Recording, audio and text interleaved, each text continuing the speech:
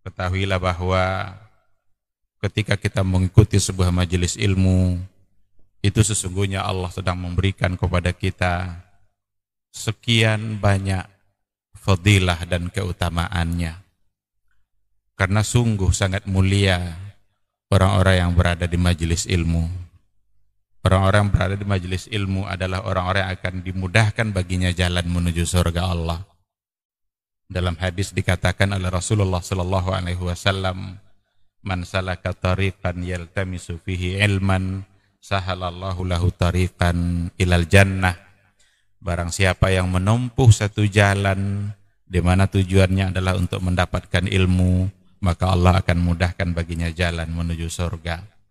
Surga itu perlu iman, dan mendapatkan surga itu perlu ilmu. Maka di majelis ilmu lah kita bisa menumbuhkan iman kita, dan di majelis ilmu lah kita bisa mendapatkan ilmu pengetahuan. Maka sering-seringlah menghadiri majelis yang bisa menambah iman kita dan juga bisa menambah ilmu, agar surga Allah itu benar-benar semakin dekat dengan kita bersama.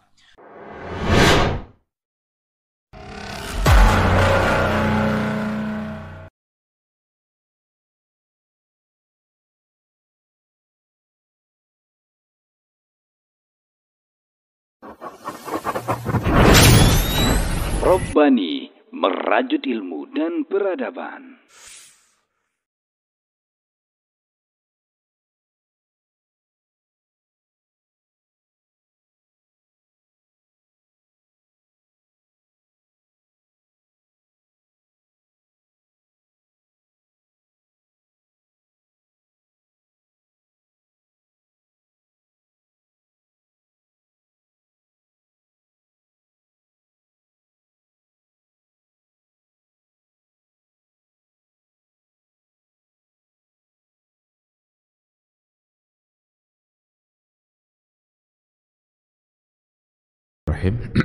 Assalamualaikum warahmatullahi wabarakatuh. Innal hamdalillah nahmaduhu wa nasta'inuhu wa nastaghfiruh wa na'udzu billahi min syururi anfusina wa min sayyiati a'malina. May yahdihillahu fala mudhillalah wa may yudlilhu fala hadiyalah. Asyhadu an la ilaha illallah wahdahu la syarikalah wa asyhadu anna Muhammadan abduhu wa rasuluh la nabiyya wa la rasula ba'da. Ikhwati fillah, ma'asyiral hadirin wal hadirat rahimani Allahu wa iyyakum. Kembali kita bersyukur kepada Allah Subhanahu wa taala pada subuh pagi yang penuh berkah ini. Alhamdulillah kita kembali dibangunkan oleh Allah Subhanahu wa taala dari tidur kita. Mudah-mudahan bangunnya kita kembali itu bisa membuat kita semakin bersyukur dan memperbanyak zikir kita kepada Allah Azza wa Jalla. Kita tidak akan pernah bisa bangun kembali kecuali hanya atas izin dan kehendak Allah. Zikir dan syukur itu harus selalu ada dan harus kita maknai dengan artian yang luas. Dia bisa dilakukan oleh hati, zikir oleh hati, atau syukur oleh hati, atau zikrul jawarih, zikir yang juga dilakukan oleh anggota tubuh kita, atau zikrul lisan, atau zikir yang dilakukan oleh lisan. Apabila dilakukan oleh hati, itu artinya adalah ziyadatul mahabbah, bertambah cinta kita kepada Allah, bertambah cinta kita kepada Dia yang memberikan kehidupan. Ketika kembali kita dibangunkan oleh Allah Subhanahu wa taala dari tidur kita, kita bertambah cinta kita kepada Dia yang memberikan kehidupan. Kita tidak bisa hidup tanpa Allah. Kita tidak bisa hidup tanpa Dia yang memberikan kehidupan. Semua yang kita butuhkan dalam kehidupan kita diberikan oleh Allah Subhanahu wa taala. Sedangkan yang dimaksud dengan secara al-jawarih itu ziyadatut ta'ah, bertambahnya ketaatan kita kepada Allah, bertambah banyak amal saleh yang kita lakukan. Itu bukti bahwa kita bersyukur kepada Allah Subhanahu wa taala dan selalu mengingat Allah Subhanahu wa taala. Kalau seandainya mungkin dulu agak bermalas-malasan dalam melaksanakan kewajiban-kewajiban ibadah, maka bukti kita bersyukur secara jawarih semakin kita menunjukkan ketaatan kita dalam beribadah. Kalau dulu barangkali begitu mudah kita terjebak kepada hal-hal yang maksiat, nggak panjang pikir kalau ada dosa di hadapan kita untuk kemudian kita lakukan. Nah sekarang dengan kita berzikir dan bersyukur kepada Allah, maka semakin kita takut untuk melakukan dosa dan kemaksiatan itu. Sedangkan zikrul lisan atau syukrul lisan yang dilakukan oleh lidah, itu tentu saja maksudnya adalah bagaimana lidah kita selalu menyebut-nyebut nama Allah, selalu menyebut-nyebut asma wa sifatnya, memuji-muji Allah Subhanahu wa taala, memuji-muji keagungannya. Itu semua bukti bahwa kita bersyukur dan selalu ingat kepada Allah Subhanahu wa taala. Sekali lagi, mudah-mudahan hari ini adalah hari di mana kita semakin bersyukur dan semakin ingat kepada Allah Subhanahu wa taala. Mudah-mudahan kita selalu diberikannya istiqamah, diberikannya semangat untuk taat sampai akhir hayat nanti. Sama-sama kita juga harus bersalawat dan salam untuk Rasulullah sallallahu alaihi wasallam. Allahumma salli ala Muhammad wa ala ali Muhammad.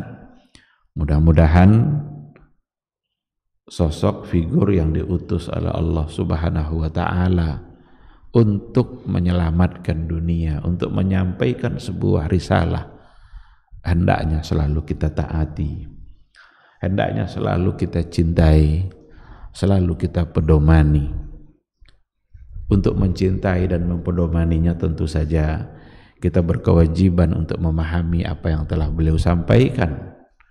Bagaimana mungkin kita bisa mentaati dan mempedomaninya kalau seandainya kita tidak mengerti dengan apa yang telah beliau ajarkan. Oleh karena itulah majelis-majelis ilmu seperti ini mudah-mudahan bisa menjadi wasilah, menjadi sarana untuk membuat kita semakin paham dengan tugas-tugas dan kewajiban kita yang memang dibebankan kepada kita oleh Allah dan oleh Rasulullah sallallahu alaihi wasallam. Oleh karena itu, rajin-rajinlah duduk di majelis ilmu, bersemangatlah untuk duduk di majelis ilmu, karena di dalamnya ada keberkahan, di dalamnya ada rizki dan nikmat Allah Subhanahu wa taala. Kita jangan sampai tersalah dalam memaknai rizki. Kadang-kadang kita menganggap rizki itu hanya ada di tempat-tempat usaha kita. Rezeki itu hanya ada di pasar, rezeki itu hanya ada dalam bentuk materi. Rezeki itu sungguh sangatlah luas. Bahkan pemahaman agama yang diberikan oleh Allah kepada kita itu sesungguhnya adalah rezeki. Oleh karena itu dalam doa Rasul, dalam doa untuk meminta ilmu itu apa yang diajarkan oleh agama kita? Rabbi zidni ilman warzuqni fahma. Ya Allah, tambahlah ilmuku, warzuqni fahma, dan berikan saya rezeki pemahaman agama. Berarti pemahaman agama adalah rezeki. Karena warzuqni fahma. Oleh karena itu, kalau seandainya kita diberikan, dimudahkan oleh Allah untuk memahami agama, itu rezeki yang luar biasa. Mungkin barangkali dunia di tangan kita tidak seberapa, Mungkin materi kita tidak sama dengan orang-orang kaya-kaya itu, tapi ketika kita punya pemahaman agama, dimudahkan oleh Allah untuk memahami kewajiban-kewajiban agama, itu sesungguhnya adalah rezeki. Maka Rasul membahasakan warzuqni fahma, beri saya rezeki dalam bentuk paham dalam beragama. Itu juga lah Rasulullah Sallallahu Alaihi Wasallam mendoakan Ibnu Abbas. Ada doa untuk Rasul kepada Ibnu Abbas, Allahumma faqihhu fid din. Ya Allah, jadikanlah beliau ini, maksudnya adalah Ibnu Abbas, orang yang paham, mengerti dengan agamanya. Berarti Rasul sedang mendoakan Ibnu Abbas agar mendapatkan sesuatu yang terbaik, rezeki yang terbaik. Karena rezeki dalam bentuk paham agama itu akan menjadi lebih baik daripada rezeki harta. Rezeki harta bisa saja menjauhkan kita dari akhirat kalau kita tidak punya agama. Tapi kalau rezeki pemahaman agama itu akan menyelamatkan kita di akhirat kelak. Oleh karena itu, selalulah bersemangat untuk duduk di majelis ilmu, sabarlah, karena akan ada banyak tantangan, banyak kali tantangannya. Apalagi kalau majelis ilmunya di waktu subuh, mau tidur, ngantuk dan lain sebagainya. Baru saja duduk di majelis ilmu, kadang-kadang sudah mulai datang ngantuknya. Itu semua adalah tantangan-tantangan yang harus kita lawan. Setiap kali ada upaya untuk kita duduk di majelis ilmu, itu sesungguhnya adalah upaya untuk mendekatkan diri kita kepada surganya Allah Subhanahu wa ta'ala. Karena dalam sebuah hadis dikatakan oleh Rasulullah sallallahu alaihi wasallam, man salaka tariqan yaltamisu fihi ilman sahalallahu lahu tariqan ilal jannah. Barang siapa yang menempuh satu jalan, tujuannya untuk mendapatkan ilmu, untuk berada di majelis ilmu, Allah akan mudahkan baginya jalan menuju surga. Mudah-mudahan majelis ilmu ini bisa menjadi wasilah bagi kita untuk mendekatkan diri kita kepada surganya Allah Subhanahu wa ta'ala. Amin, amin ya rabbal alamin. Ikhwati fillah, ma'asyiral hadirin wal hadirat, rahimani Allah wa iyyakum. Kembali kita akan melanjutkan kajian tauhid kita, kajian akidah kita melalui sebuah buku Al-Usul Ats-Tsalatsah atau Syarah Al-Usul Ats-Tsalatsah.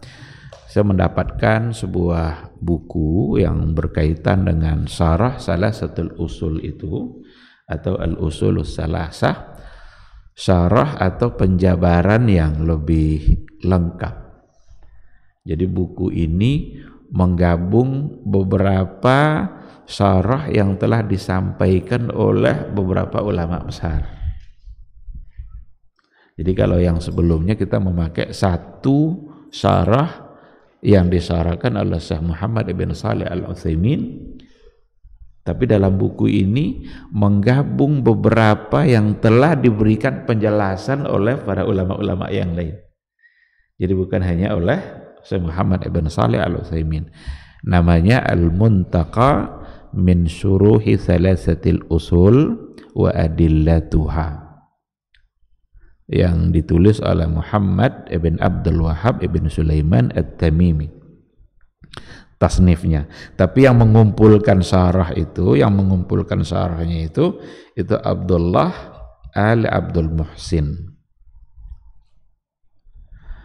Salah satu usulnya oleh Muhammad ibn Abdul Wahhab, tapi syarahnya itu oleh beberapa orang ulama yang dikumpulkan kembali oleh Abdullah Al-Abdul Muhsin. Seperti syarah yang pernah diberikan oleh Syekh Muhammad ibn Ibrahim atau Syekh Abdurrahman ibn Qasim, Syekh Abdul Aziz ibn Baz, Muhammad ibn Shalih Al-Utsaimin, Syekh Shalih Al-Fauzan dan Abdurrahman Al-Barrak dan beberapa ulama yang lainnya. Jadi dia mencoba untuk mengumpulkan syarah mereka menjadi satu buku. Oleh karena itu terkadang ada yang berulang, apa yang ada dalam buku ini terkadang ada yang berulang, karena ketika beliau menyampaikan syarah dari salah seorang ulama, barangkali nanti akan beliau ulang kembali karena syarah yang sama juga disampaikan oleh ulama yang lain. Tapi kita nanti tidak akan mesti pula kita ulang-ulang, tapi kita coba untuk menggabungkan. Kita coba menggabungkan apa dan menyimpulkan apa yang disampaikan oleh beberapa orang ulama besar itu. Ikhwati fillah,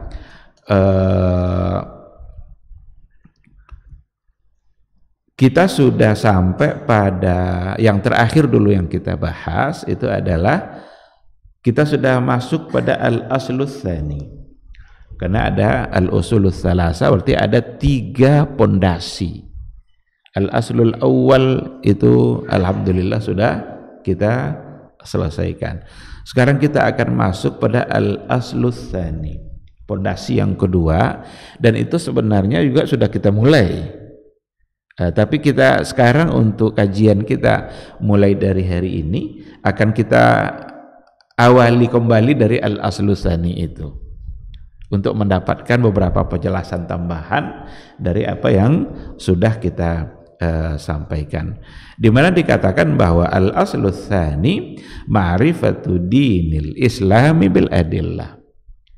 Pondasi yang kedua, dasar yang kedua yang kita tidak boleh tinggalkan, yang harus ada pada diri kita, itu adalah ma'rifatu dinil islami bil adillah. Bagaimana kita mengenali agama Islam bil adillah, dengan dalil-dalilnya. Jadi kita kenali Islam ini, kita kenali agama kita ini sesuai dengan dalil-dalil yang ada, sesuai dengan apa yang ada di dalam Al-Quran dan yang ada di dalam hadis atau sunnah Rasulullah Sallallahu Alaihi Wasallam. Ketika dikatakan bahwa ma'rifatu dinil islami bil adillah, keharusan mengenali agama Islam dengan dalil, itu tujuannya adalah agar Islam yang kita kenali itu jelas sandarannya, jelas kemana dia disandarkan, apa penopangnya, apa penguatnya, dan penguatnya adalah dalil. Oleh karena itu jangan alergi nanti ketika selalu disebut-sebut dalil atau ketika selalu diminta dalil. Karena memang dari mana lagi kita mengenali Islam ini kalau bukan dari dalil-dalil dan sumber-sumber yang utamanya. Dan sumber utamanya adalah Al-Quran dan Sunnah Rasulullah Sallallahu Alaihi Wasallam. Sumber utama itu maksudnya sumber asli. Kalau yang lain itu namanya sumber tambahan. Kan ada sumber-sumber agama selain Quran dan Sunnah, tapi itu sumber-sumber yang bukan independen, tidak berdiri sendiri. Kalau Quran berdiri sendiri, Sunnah bisa berdiri sendiri dalam menetapkan sesuatu. Allah berikan hak kepada Rasul untuk menetapkan sesuatu. Maka itu disebut dengan al-masadirul asliyah. Adapun sumber yang lain, ada sumber-sumber yang lain, tetapi itu tidak ada yang berdiri sendiri. Ketika kita bicara ijma' umpamanya sebagai sumber hukum, ijma' tidak bisa lepas dari Quran dan Sunnah. Mesti ada dalilnya ijma' itu. Qiyas umpamanya, menyamakan hukum, harus ada dalil asal untuk menghukumkan permasalahan baru yang dikiaskan tadi. Kalau kita bicara masalah mursalah umpamanya sebagai sumber hukum, tapi masalah mursalah tidak berdiri sendiri dalam menetapkan hukum, mesti ada sandarannya. Oleh karena itu ketika dikatakan bahwa dalil itu adalah Quran dan Sunnah, itu maksudnya adalah al-masadirul asliyah, sumber asli, sumber yang independen. Dan dalil-dalil yang lain mesti mengacu kepada Quran dan Sunnah. Kalau seandainya ada hukum-hukum yang ditetapkan oleh dalil yang lain, tapi bertentangan nanti dengan Quran dan Sunnah, wajib ditolak. Umpama al-urfu, al-adah, tradisi umpamanya. Tradisi bisa menjadi sumber hukum berdasarkan kaidah. Al-adatu muhakkamah. Tradisi itu bisa menjadi sumber hukum. Tetapi dia punya syarat. Selama dia tidak bertentangan dengan Al-Quran dan Sunnah. Kalau seandainya ada tradisi sudah lama berlangsung, tapi ternyata bertentangan dengan Quran dan Sunnah, tradisi itu wajib ditolak. Kalau bertentangan dengan Quran dan Sunnah. Ini maksud dari kenapa sering yang disebut dalil itu Quran dan Sunnah. Karena akan ada saatnya nanti, atau bahkan sudah kita dengar, apakah dalil itu hanya Quran dan Sunnah saja? Jawabannya tidak. Tapi dalil yang independen itu hanya Quran dan Sunnah. Adapun dalil yang lain mesti mengacu kepada Quran dan Sunnah. Apa saja yang ditetapkan dan menggunakan dalil-dalil selain Quran Sunnah, mesti ditimbang kebenarannya itu dengan apa yang ada pada Quran atau apa yang ada pada hadis-hadis Rasulullah Sallallahu Alaihi Wasallam. Seandainya bertentangan, maka yang dikedepankan adalah Al-Quran dan Sunnah, karena itulah dalil untuk mengenali Islam ini. Itulah dalil untuk mengenali agama kita. Dan kalau dikatakan kita mengenali Islam berdasarkan kepada dalil, dan mesti ada dalil, ada juga syubhat yang dikembangkan, berarti kita memaksa orang awam untuk memahami dalil. Pernah tidak kita mendengar seperti itu? Seolah-olah kita memaksa orang awam agar dia paham dengan dalil, padahal mereka adalah orang yang awam. Bukan memaksa mereka, tapi orang yang menyampaikan agama kepada orang awam itu mesti memperkuatnya dengan dalil. Jadi bukan memaksa orang awamnya, tapi memaksa orang yang menyampaikan agama kepada orang awam itu mesti dia ikutkan penyampaiannya dengan dalil. Ketika ada orang mengajarkan tauhid, dia mengatakan begini, bahwa sesungguhnya Rabb yang kita sembah itu, ilah kita hanyalah Allah. Kalau dia menyampaikan itu, sekarang ketika dia katakan itu, mesti dia ikutkan dengan dalilnya. Apa dalilnya? Ini yang dimaksud. Dia kan hal-hal yang sederhana dalam beragama, tetapi akan semakin sempurna pengetahuan keislaman kita ketika diikutkan dengan dalil. Ambil ayat-ayat, qul huwallahu ahad, fa'lam annahu la ilaha illallah. Berarti ketika disebutkan ayat seperti itu sudah bisa dikatakan dia memperkuat pernyataannya dengan dalil. Dia sampaikan pula umpamanya bahwa Rasul yang kita taati itu adalah namanya Muhammad Sallallahu Alaihi Wasallam. Sebutkan dalilnya. Kan sederhana sekali. Dan yang dituntut oleh agama ini memang tidak yang berat-berat. Nggak ada Allah membebani kita dengan hal-hal yang berat. Dimulai dari yang ringan-ringan dan yang sangat sederhana. Ketika itu sudah diberikan pemahamannya dan diyakini, diberikan penjelasan yang lengkap siapa itu Allah, siapa itu Rasul kita. Dan itu penting untuk memberikan penjelasan itu. Kenapa demikian? Karena itu akan ditanya nanti dalam kubur. Itu pertanyaan. Coba kalau seandainya guru ngajar di sekolah, akan diulang-ulangnya poin-poin penting nanti saat mengajar, karena itu yang akan dia tanya dalam ujian nanti. Mana hal-hal poin-poin penting yang akan dia tanya dalam ujian, kan kalau sekolah kan ada ujian, itu akan diulang-ulangnya penjabarannya itu. Masa kita tak mau mengulang-ulang pembahasan untuk pertanyaan yang akan ditanya kita di alam kubur nanti? Kan ini tidak bisa dihafal-hafal sekarang ini. Hafal pun sekarang, tapi kalau tidak diamalkan di kubur kita akan bingung juga untuk menjawabnya. Oleh karena itulah penting bagi kita untuk mengulang-ulang terus persoalan tauhid ini. Diingatkan terus dengan Rabb kita, dengan Rasul kita, dengan agama kita. Karena itulah nanti pertanyaan mungkar dan nakir di alam kubur nanti. Nah, itu yang disebut dengan fitnatul qabri. Jadi ada namanya fitnah kubur, ada azab kubur. Dan dua-duanya ada. Tidak boleh kita tolak. Ada segelintir orang yang menolak, ada itu azab kubur katanya, karena hadisnya ahad. Padahal jelas ada pada hadis Nabi. Ada fitnah kubur dan ada azab kubur. Apa bedanya? Fitnatul qabri itu adalah su'alul malaikah. Itu pertanyaan-pertanyaan malaikat nanti ketika di alam kubur. Sedangkan azabul qabri itu siksaan-siksaan yang diberikan oleh Allah bagi orang-orang yang melakukan asbab yang dia bisa mendapatkan azab kubur itu. Apa contohnya? Contohnya menyebarkan fitnah.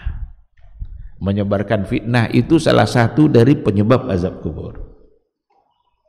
Yang kedua, kalau dia buang air, dia tidak bersih-bersih secara baik. Kadang lagi pakai mobil ingin pipis, tidak sabar untuk menunggu ada masjid agar dia bisa mampir, atau mungkin tidak terpikir untuk mencari tempat mampir. Dia berhentikan mobil, kemudian keluar dari mobil, pipis di samping mobil, masuk mobil lagi tanpa. Ini salah satu dari azab yang penyebab azab kubur.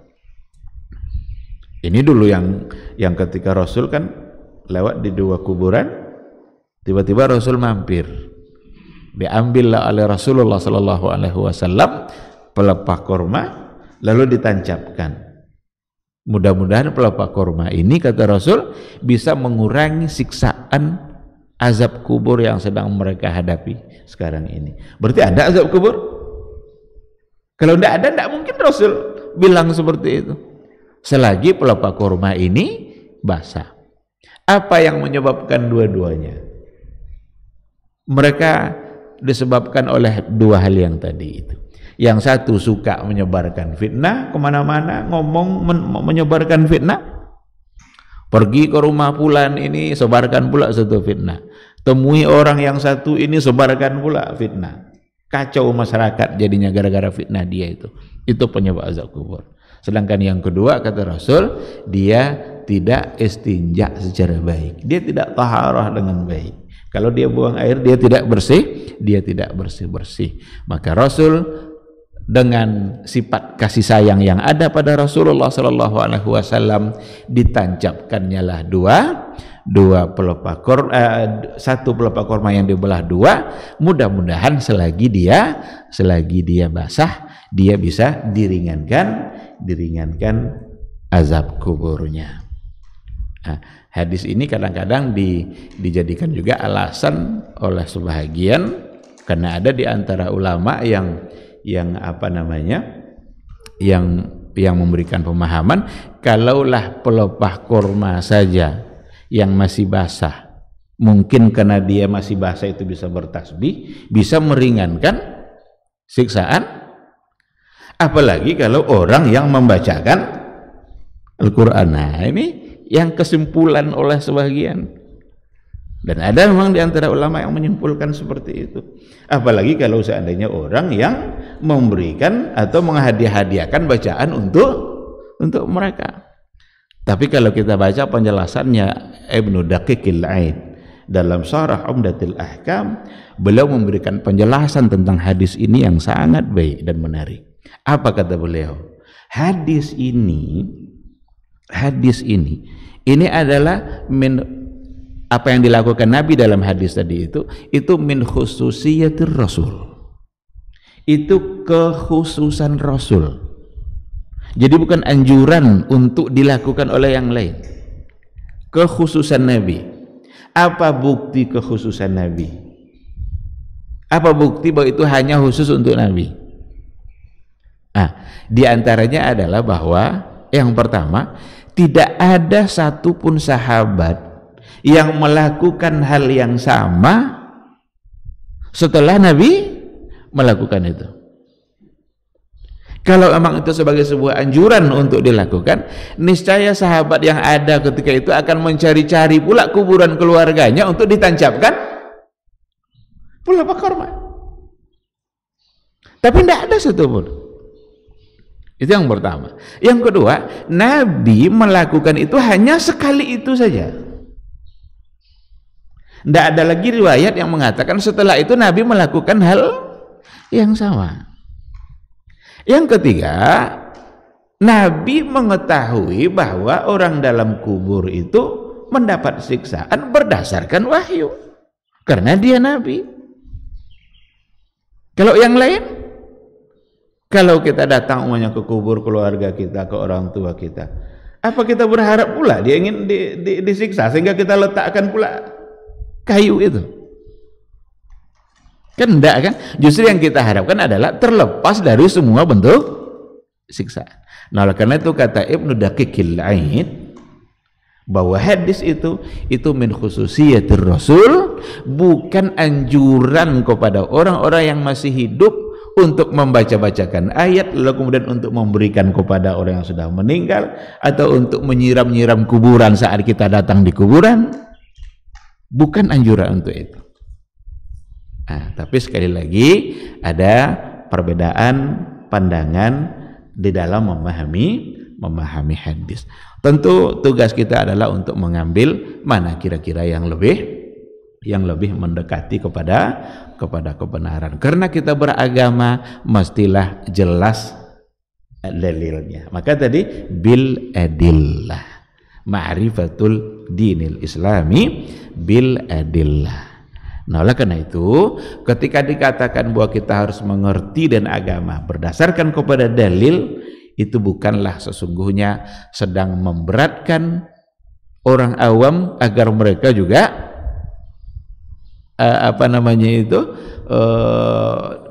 melakukan sesuatu yang dianggap di luar kemampuan dia. Tetapi justru adalah mereka-mereka yang mengajar orang yang awam itu mesti menyampaikan dalil terkait dengan poin-poin agama yang mereka sampaikan, bagian apa saja, dan orang awam berhak untuk bertanya karena ini adalah persoalan agama. Bagaimana orang awam itu meningkat martabatnya dari benar-benar awam kemudian menjadi orang yang sedikit bisa mengerti dengan dalil. Karena manusia bisa dibagi dua. Imam Syatibi membagi manusia menjadi dua saja. Yang pertama dia mujtahid, yang kedua dia muqallid. Ini pembagian orang, pembagian kita nih ya. Dia kalau tidak mujtahid berarti muqallid. Tapi yang muqallid ini dibagi dua oleh Imam Syatibi. Ada yang muqallid ami. Ini yang orang taklid, tapi taklidnya buta, sama sekali tidak mengerti. Tapi ada yang muqallid alim atau muta'allim. Dia muqallid juga, dia taklid juga, tapi dia bisa belajar dan dia mau mengerti.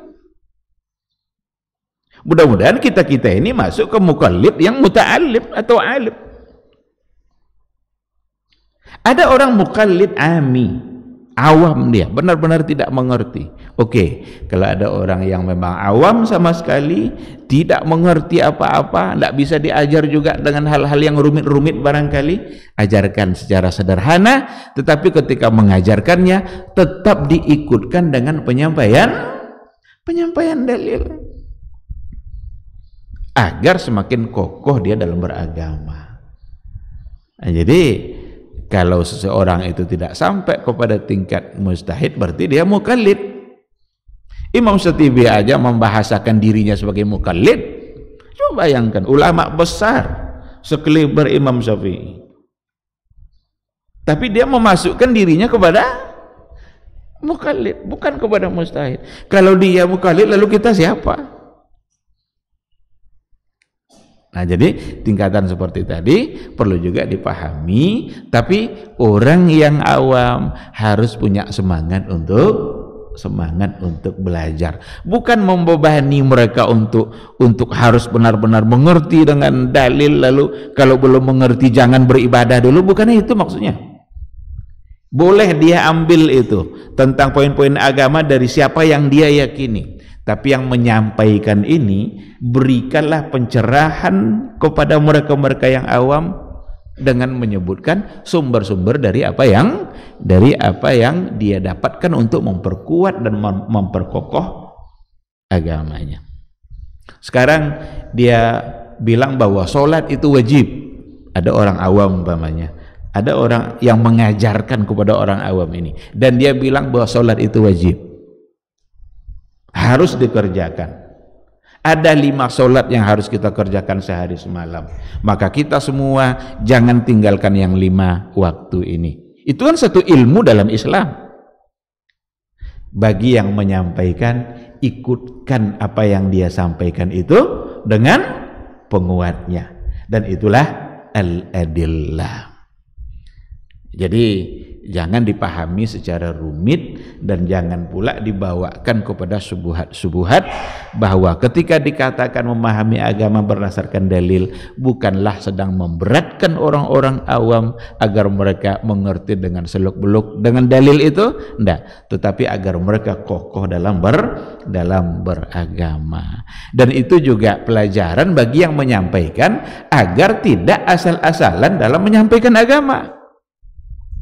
Karena bisa saja ada yang asal-asalan dalam menyampaikan agama, asal sebut aja sebuah hukum, tapi dia sebenarnya tidak mengerti dengan dalil untuk hukum itu sendiri. Nah, ketika kita bicara akidah, kita bicara tauhid, kita bicara iman kepada Allah, ini semua harus diperkuat dengan al-adillah. Ikhwati fillah, lalu dikatakan wahwa al-istislamu lillahi bitauhid wal inqiyadu lahu bitta'ah wal bara'atu minasyirki wa ahli. Mengenali agama Islam dengan dalil itu adalah wahwa, dan Islam yang dimaksud, dinul Islam yang dimaksud itu adalah al-istislamu lillahi bitauhid, bagaimana kita menyerahkan diri kita, berserah diri kita kepada Allah bitauhid, dengan mentauhidkannya, wal inqiyadu lahu bitta'ah, dan memberikan ketundukan kita sepenuhnya kepada Allah bitta'ah, dengan ketaatan, wal bara'atu minasyirki wa ahli, dan bagaimana kita bisa berlepas diri dari kesyirikan dan ahli syirik, orang-orang yang pelaku syirik. Dari ungkapan ini dikatakan bahwa wadinul Islam alladzi ba'atsallahu bihi nabiyahu sallallahu alaihi wasallam yaqumu ala thalathati usus.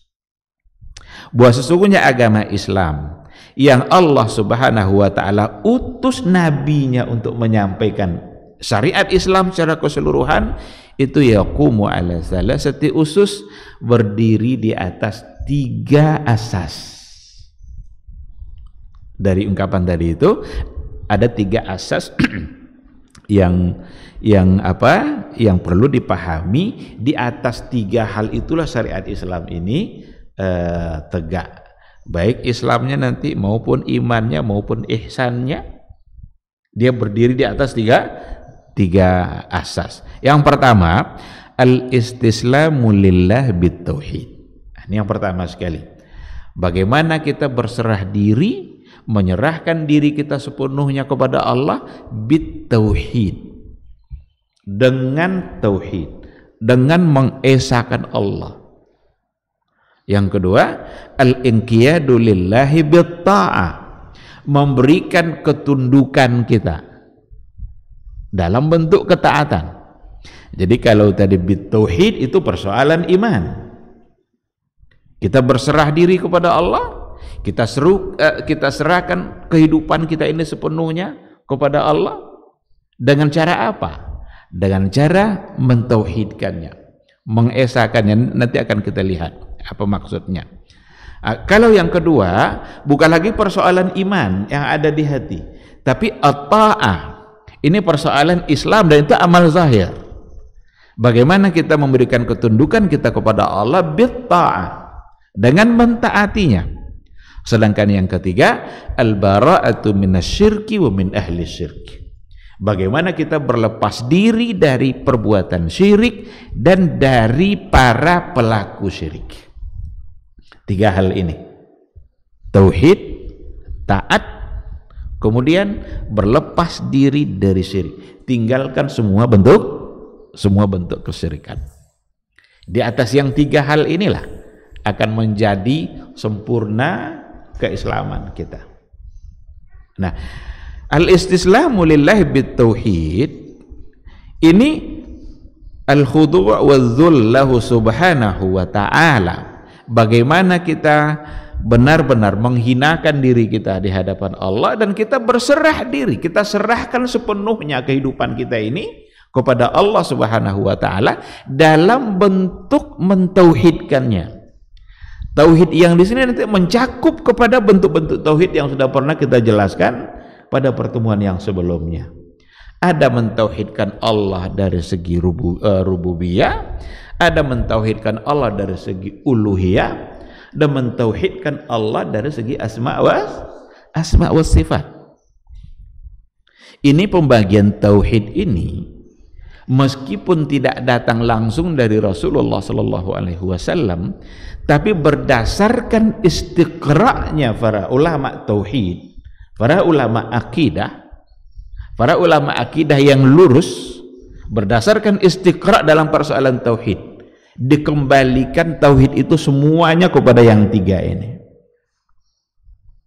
Maka dibagi dia menjadi 3.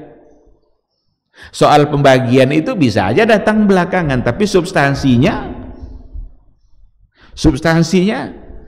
sudah ada pada masa Rasulullah sallallahu alaihi wasallam. Ada rububiyah, ada uluhiyah, ada asma wa sifat. Karena banyak orang yang menolak 3 pembagian tauhid ini. Bahkan disama-samakan pula oleh yang menolak tadi itu dengan trinitas yang ada pada keyakinan orang-orang Nasara. Ini luar biasa syubhatnya, ini luar biasa tuduhannya ini. Padahal ketika kita benar-benar coba mendalami tauhid, cobalah ambil tauhid apa saja, akan kembali kepada yang 3 ini. Dia kalau bukan persoalan rububiyah, maka akan masuk nanti pada persoalan uluhiyah. Dan kita istislam lillah bitauhid. Kita serahkan diri kita kepada Allah dan mentauhidkannya. Rububiyah umpamanya. Kalau bicara rububiyah berarti kita bicara tentang hal-hal yang hanya bisa dilakukan oleh Allah Subhanahu wa ta'ala dalam kehidupan kita dan tidak ada orang lain yang bisa melakukan hal yang sama. Apa contohnya? Al-khalq, at-tadbir. Menciptakan kita siapa? Allah. Yang mengatur alam ini siapa? Allah. Yang memberi kita rezeki siapa? Allah. Itu rububiyah namanya. Jadi kita tauhidkan Allah dalam af'alnya Allah, dalam perbuatannya Allah, karena hanya Allah yang bisa. Tidak ada orang lain yang bisa memberi rezeki kita. Tidak ada. Yang memberi rezeki itu Allah. Orang lain itu hanya sekedar wasilah ketika Allah mengizinkan. Yang memberikan rezeki kita bukan atasan kita di kantor. Jangan dikira nanti kalau sudah pensiun tidak bisa makan. Atau jangan dikira nanti kalau tidak taat sama pimpinan nih tidak bisa kita makan. Oleh karena itu dilanggar aturan Allah demi mentaati pimpinannya. Ini bisa salah dalam beragama. Karena yang memberi rezeki kita bukan Allah Subhanahu, bukan pimpinan, tapi adalah Allah Subhanahu wa ta'ala. Selagi kita masih hidup berarti rezeki kita ada. Innallaha huwar razzaq Dzul quwwatil matin. Dialah Allah yang Razzaq, Maha pemberi rezeki. Karena ketika Allah menciptakan makhluknya, Allah tidak menciptakan lalu membiarkan begitu saja, tapi Allah langsung tetapkan berapa rezeki yang dibutuhkannya. Jadi ketika Allah ciptakan satu makhluk, tidak sekadar cipta lalu dilepaskan, enggak. Allah langsung menetapkan berapa rezekinya. Nyamuk ada rezekinya, lalat ada rezekinya, kucing ada rezekinya. Ada makhluk yang umurnya panjang sekali, beratus-ratus tahun, ada rezekinya. Tapi ada di antara makhluk yang umurnya mungkin 3 hari, 4 hari, ada pula rezekinya. Ada makhluk yang ukurannya besar, kita pun tidak tahu makhluk apa itu. Tapi ada makhluk nanti yang ukurannya kecil sekali, kita pun tidak bisa melihat. Kita jangankan untuk menciptakan, mengetahui jumlah makhluk Allah saja kita nggak sanggup. Masih banyak makhluk Allah yang belum pernah terlihat oleh mata kita. Yang baru kita lihat apa coba? Pohon-pohonan. Kalau hewan-hewan paling ayam, kucing, anjing. Sangat terbatas pengetahuan kita tentang makhluknya Allah. Tapi ilmunya Allah muhitun, itu meliputi. Allah tahu semuanya. Bahkan satu lembar daun yang jatuh pun Allah mengetahui. Berapa banyak jumlah lembar daun itu? Jatuh satu, itu Allah mengetahui. Ada dalam ilmunya Allah. Karena Allah yang mengatur. Allah yang menumbuhkan tanam-tanaman. Allah pula yang mematikan kembali tanam-tanaman itu. Dan ketahuilah, setiap ketentuan Allah pada makhluknya itu, di situ ada kebaikan. Setiap apa yang telah ditetapkan oleh Allah yang terjadi pada makhluknya, di situ pasti ada kebaikan. Ketika Allah tumbuhkan tumbuhan ini, berarti ada kebaikan di situ. Ketika Allah matikan pula satu tumbuhan, berarti di situ ada kebaikan. Kita kalau berada di negara-negara musim, negara-negara musim itu yang mengalami 4 musim itu, ada musim dingin, musim panas, itu buah-buahannya berbeda. Buah-buahan yang banyak beredar di pasar pada musim panas itu berbeda nanti dengan buah-buahan yang beredar pada musim dingin. Kenapa demikian? Karena yang dibutuhkan tubuh pada musim panas itu buah yang tadi itu. Yang dibutuhkan pada musim dingin itu buah yang tadi pula. Yang ini tidak diperlukan. Sehingga nggak perlu banyak memang. Karena tidak dibutuhkan manusia, tidak dibutuhkan makhluk. Tapi ini dibanyakkan oleh Allah karena memang manusia membutuhkan. Apa saja kalau memang manusia membutuhkan, Allah banyakkan. Saya berikan contoh. Pernah tidak kita mendengar bahwa kambing sudah punah? Pernah tidak kita dengar? Oh, tidak ada lagi kambing. Tidak ada. Kenapa? Karena manusia butuh. Ini sebentar lagi adalah Idul Adha. Akan ada banyak orang menyembelih hewan. Ada sapi, ada kambing, ribuan ekor yang disembelih setiap tahun, tapi tidak punah-punah tuh. Tapi hewan-hewan yang tidak dibutuhkan oleh manusia, tidak pun disembelih bisa punah. Berapa jumlah harimau Sumatera? Bahkan dikatakan dalam berita itu, jenis harimau Sumatera sudah hampir punah. Padahal tidak ada dikorban-korbankan. Kalau sempat dikorbankan harimau, kok bisa punah? Mungkin karena manusia tidak butuh. Tidak apa-apa punah dia.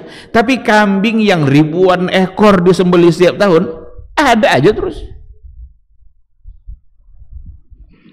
Disinilah Allah mengatur kehidupan. Dan itu semua rububiyah. Masuk dalam kategori rububiyah. Kita serahkan diri kita ini kepada Allah dengan mentauhidkannya. Kita yakin bahwa Dia yang menciptakan kita. Kita yakin juga bahwa Dia yang memberikan rezeki kita. Apa bukti kita berserah diri kepada Allah dalam hal ini? Jangan pernah takut dengan rezeki. Dan jangan durhakai Allah untuk mendapatkan rezeki. Kita mau rezeki dari Allah nih, tapi kita ambil dengan cara di mana kita mendurhakainya. Gimana ceritanya rezeki bisa datang? Jangan-jangan itu yang menghalangi rezeki kita. Oleh karena itu, rezeki itu didapat dengan ketaatan. Rezeki didapat dengan ketaatan kita kepada Allah, bukan dengan semata-mata kerja kita. Kerja itu hanyalah ibadah. Tapi rezeki Allah yang menentukan. Kalau ada orang yang dengan cara durhaka kepada Allah untuk mendapatkan rezekinya, kalau kata Allah nggak dapat gimana? Karena yang memberi rezeki adalah Dia. Sebagai seorang petani, buka lahan, agar lahannya ini luas, sedikit-sedikit diambil lahan orang lain. Pagi besok ambil sejengkal, besoknya lagi ambil 1 meter, sehingga yang bukan milik dia menjadi milik. Tujuannya apa? Pasti tujuannya untuk mendapatkan rezeki, agar yang ditanam ini bisa banyaknya. Berapa banyak orang yang merampas tanah sekian hektar, tidak lagi 1 meter satu jengkal, tapi berhektar-hektar, bukan milik dia, lalu dipaksa untuk menjadi milik dia. Akankah dia mendapatkan rezeki Allah yang sesungguhnya?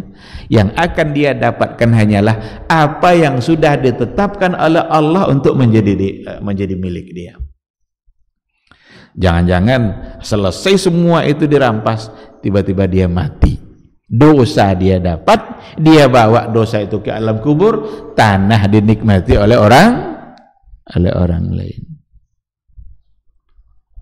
Bekerja di kantor umpamanya sebagai seorang atasan, jangan dihalang-halangi anak buahnya kalau mau naik pangkat.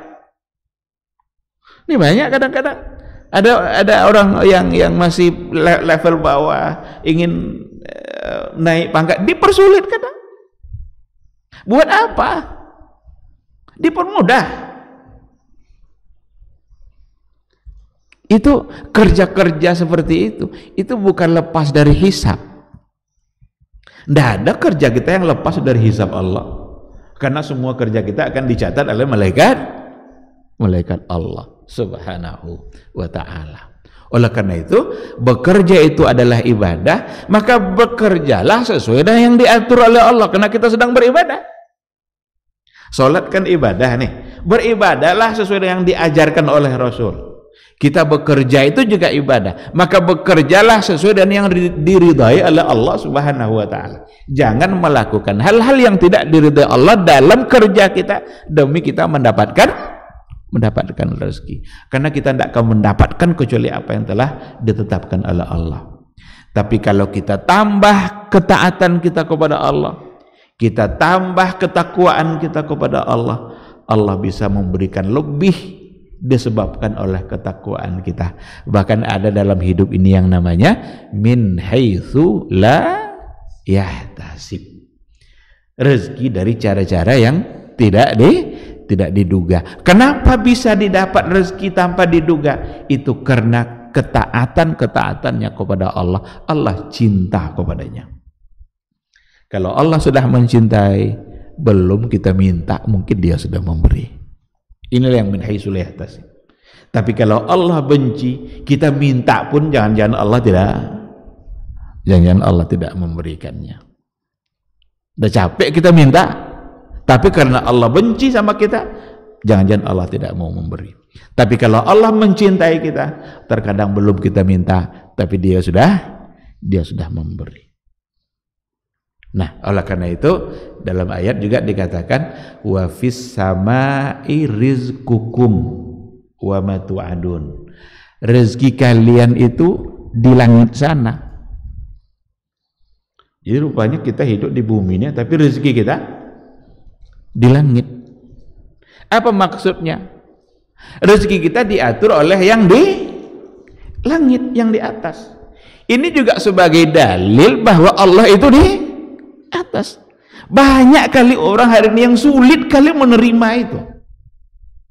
Padahal ayatnya jelas sekali. Mencoba untuk mentawil-tawilkannya, mencoba untuk memainkan, oh bukan itu maksudnya itu. Oh berarti Allah punya arah. Kalau Allah punya arah berarti sama dengan makhluk. Maka muncul pula ungkapan dia tidak di depan, dia tidak di belakang, tidak di kanan, tidak di kiri. Jangan tidak ada Allah itu kalau begitu. Itu keyakinan orang-orang Jahmiyah. Tapi ketika dikatakan wa fis samai rizqukum, di langit sana rezeki kalian diatur. Yang di langit sana yang mengatur rezeki kalian, dan itu adalah Allah Subhanahu wa taala. Dan itu menunjukkan ketinggian Allah. Al-ulu, Allah maha tinggi. Kalau dia sudah dikatakan maha tinggi, tidak mungkin dia berada pada tempat yang rendah. Maka jangan pernah sekali-kali mengatakan, jangan pernah sekalipun untuk mengatakan Allah itu di mana-mana secara zat. Karena berarti kita akan menghina Allah, menempatkan dia pada tempat yang rendah. Padahal Allah itu Aliyun Hakim, maha tinggi. Kalau maha tinggi berarti tidak ada lagi yang lebih tinggi daripada Allah Subhanahu wa ta'ala. Nah, ikhwati fillah, jadi persoalan rububiyah, bagaimana kita menyerahkan diri kita kepada Allah dan mentauhidkannya secara rububiyah. Kalau uluhiyah akan ada nanti perbedaannya. Uluhiyah itu al-ubudiyah. Maka tauhid uluhiyah disebut juga dengan tauhidul ibadah. Bagaimana kita berserah diri kepada Allah dan bagaimana kita mengerjakan ibadah-ibadah kita hanyalah untuk Allah Subhanahu wa ta'ala. Inna salati wa nusuki wa mahyaya wa mamati lillahi rabbil alamin. Salat kita, ibadah kita, hidup kita, mati kita, itu semua kita serahkan hanyalah untuk Allah Subhanahu wa ta'ala. Jangan pernah memberikan ibadah kita kepada selain Allah. Jangan pernah memberikan ibadah kita untuk selain Allah atau menyamakan, mensejajarkan Allah dengan yang lain dalam niat kita. Karena kita harus murni untuk Allah, mukhlisina lahud din. Mukhlisina lahud din. Wa ma umiru illa liya'budullah. Tidaklah mereka diperintahkan kecuali untuk menyembah Allah. Mukhlisina lahud din, di mana mereka benar-benar mengikhlaskan diri dalam beragama. Maka dalam setiap kali kita mengerjakan perintah Allah, di dalamnya berarti ada makna ibadah. Karena ayat itu bilang seperti itu, wa ma umiru illa liya'budullah. Tidaklah mereka diperintahkan kecuali dalam perintah itu berarti mereka menyembah Allah. Maka semua bentuk perbuatan yang untuk melaksanakan perintah Allah, maka berarti harus kita kerjakan secara ikhlas, kita niatkan untuk Allah Subhanahu wa ta'ala. Jadi rububiyah itu, uluhiyah itu lebih kepada perbuatan-perbuatan kita, ketaatan-ketaatan kita yang harus semua kita serahkan untuk Allah Subhanahu wa ta'ala. Jangan pernah memberikan ketaatan kita untuk makhluk yang lain. Kalaupun ada ketaatan kita kepada makhluk, tapi ketaatan dalam rangka mentaati Allah Subhanahu wa ta'ala. Apa contohnya? Kita boleh hendak taat kepada orang tua. Bukan boleh lagi, harus. Istri boleh hendak taat kepada suami. Bukan boleh lagi, tapi wajib taat. Tapi taat kita kepada makhluk haruslah dalam rangka taat kita kepada Allah. Bolehkah kita taat kepada pemimpin? Boleh, tapi dalam rangka taat kepada Allah. Maksudnya apa? La ta'ata li makhlukin fi maksiatil khaliq. Tidak boleh lagi taat kepada makhluk kalau tujuannya untuk bermaksiat kepada Allah Subhanahu wa ta'ala. Kalau ada seorang suami yang mengajak istrinya untuk melakukan sesuatu yang itu berupa maksiat kepada Allah, maka istri tidak wajib mentaatinya, nggak boleh mentaati. Kalau ada orang tua mengajak anaknya untuk berbuat sesuatu yang itu adalah maksiat kepada Allah, maka sang anak tidak boleh untuk mentaatinya. Begitu seterusnya. La ta'ata li makhlukin fi maksiatil khaliq. Dan jangan gadaikan agama kita demi mentaati makhluk. Ada orang kadang melamar pekerjaan, dia sebagai orang yang taat kepada Allah, tapi ternyata pihak perusahaan memberikan syarat, kami siap menerima kamu bekerja di sini karena kamu ahli di bidang ini, ditengok nilainya tinggi-tinggi semua, memang dia pengalamannya juga sudah luar biasa, tapi perusahaan kami ini tidak boleh pakai jilbab. Kamu kalau mau bekerja sini jangan pakai jilbab. Ada tidak yang siap untuk meninggalkan jilbabnya demi mendapatkan pekerjaan? Kalau ada, berarti dia tidak mengerti dengan konsep rizki, nggak mengerti dengan konsep kehidupan. Dikiranya hidupnya hanya akan bergantung kepada kerjanya itu. Kalau ada nanti tawaran-tawaran pekerjaan yang ternyata di situ ada kemaksiatan, afwan, saya sudah nggak bisa ikut lagi. Karena di situ ada maksiat kepada Allah dan hidup saya hanyalah untuk taat kepada Allah Subhanahu wa ta'ala. Mungkin akan berat atau mungkin ada ujian-ujian di awal. Allah berikan juga untuk menguji iman kita. Tapi ketika kita serius untuk menghadap Allah, meninggalkan hal-hal yang tadi demi Allah, karena Allah, maka Allah pasti akan membantunya.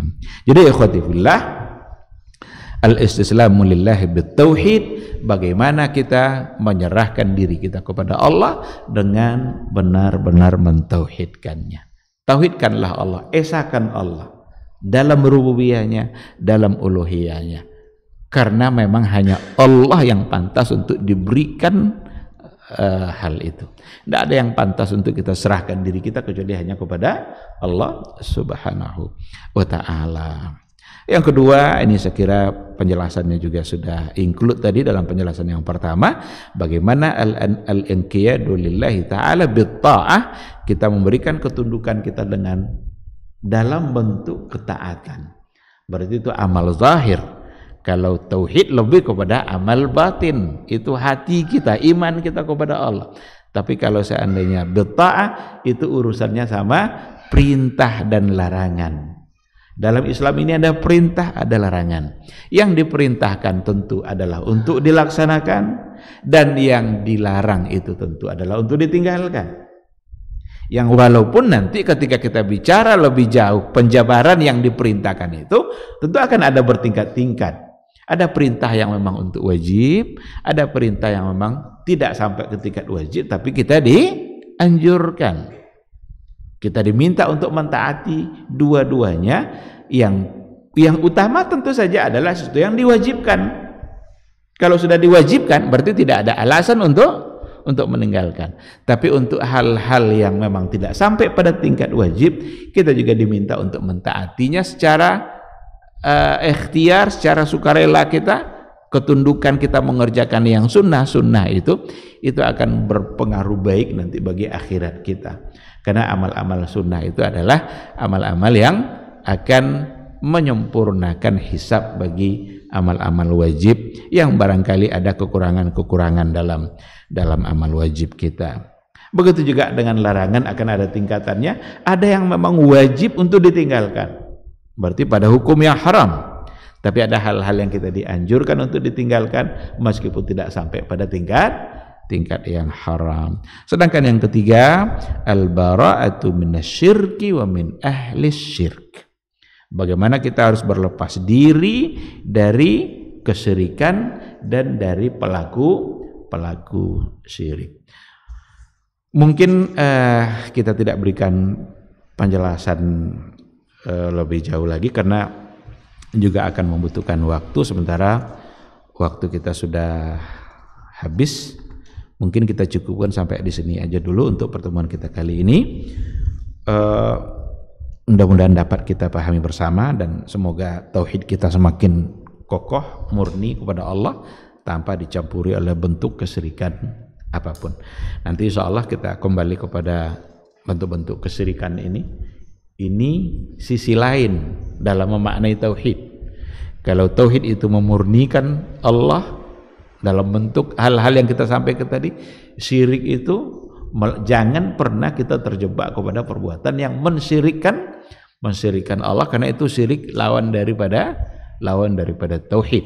Insyaallah nanti akan kita berikan penjabarannya pada pertemuan yang akan datang. Terima kasih. Seandainya ada yang mau dipertanyakan, didiskusikan, dipersilakan. Silakan. Tafadhol.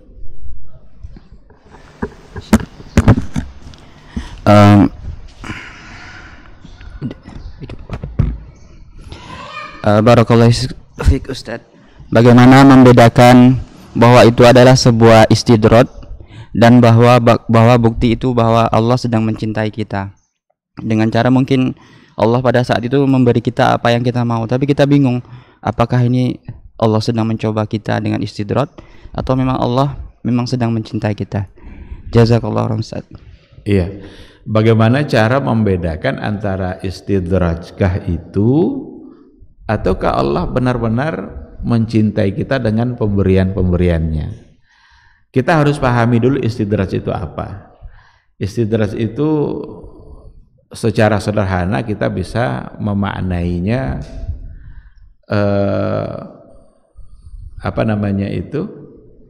ditunda dulu oleh Allah apa yang seharusnya dia dapatkan dalam bentuk peringatan, tapi Allah tidak beri dulu. Ada orang contohnya begini, ada orang sholat jarang, ketaatannya juga tidak nampak, tapi kayaknya rezeki Allah tuh melimpah dalam kehidupan dia. Dia orang durhaka kepada Allah, tetapi justru hidupnya aman-aman saja, badannya sehat-sehat, rezeki melimpah, buka usaha ini juga ini, padahal hartanya banyak, zakat pun tidak pernah dibayarkan. Itu istidraj. Jadi ditunda dulu oleh Allah, dibiarkan dulu dia untuk menikmati kehidupan ini, tiba-tiba nanti satu saat Allah timpakan. Oleh karena itulah kita bisa mengatakan bahwa pemberian nikmat yang banyak seperti itu tidak mesti menjadi bukti bahwa Allah mencintai kita. Karena siapa tahu itu adalah istidraj. Lalu apa bedanya nanti? Di mana kita bisa membedakan antara istidraj dengan yang tidak istidraj? Ya, bedanya ditengok dari ketaatan dalam kehidupan dia. Kalau seandainya ada orang durhaka kepada Allah, sholat jarang, kaya, rezeki banyak, zakat tidak dibayarkannya, kadang datang Ramadan pun puasa, kadang sekali iya sekali tidak, tapi hidupnya rezeki banyak, rezeki melimpah, itu bisa disebut sebagai istidraj. Karena pemberian Allah dalam bentuk harta itu tidak mesti bukti bahwa Allah mencintai kita. Bukti Allah mencintai kita itu bukan pada banyaknya harta, tapi bukti Allah mencintai kita ketika Allah berikan kita kesadaran dalam beragama. Allah berikan kita sadar dalam melaksanakan perintah-perintahnya. May yuridillahu bihi khairan yufaqihu fid din. Siapa yang diinginkan oleh Allah dia mendapat kebaikan, apa yang dilakukan oleh Allah? Yufaqihu fid din. Allah berikan dia pemahaman dalam beragama, dan bukan sekedar pemahaman tapi semangat untuk mengamalkan agama. Oleh karena ketika kita dimudahkan oleh Allah untuk taat, itu bukti Allah mencintai kita. Ambillah semua peluang-peluang ketaatan yang ada di hadapan kita. Apa contoh peluang ketaatan? Ketika Allah melimpahkan harta kita, memberikan banyak harta sampai zakat, sampai nisabnya, sampai haulnya, berarti Allah memberikan peluang kepada kita untuk mentaatinya dalam membayarkan zakat. Kebetulan tidak sampai pula harta itu zakatnya, jumlah zakatnya, nisabnya, haul dan nisabnya, tapi kita masih diberi oleh Allah. Tiba-tiba di hadapan kita ada peluang untuk memberikan apa yang tadi kita miliki. Itu sesungguhnya Allah sedang menginginkan kita untuk mengambil peluang itu. Kita punya harta nih, walaupun tidak banyak, tiba-tiba ada orang yang meminta-minta datang. Kita ingat saja, mungkin ini adalah kesempatan saya untuk memberikan apa yang kita miliki, berikan dia. Ketika kita dibangunkan oleh Allah Subhanahu wa taala di malam hari, itu sesungguhnya adalah peluang. Karena Allah ingin melihat kita, bahwa dia melihat kita dalam keadaan beribadah. Kadang-kadang ada aja yang membangunkan kita.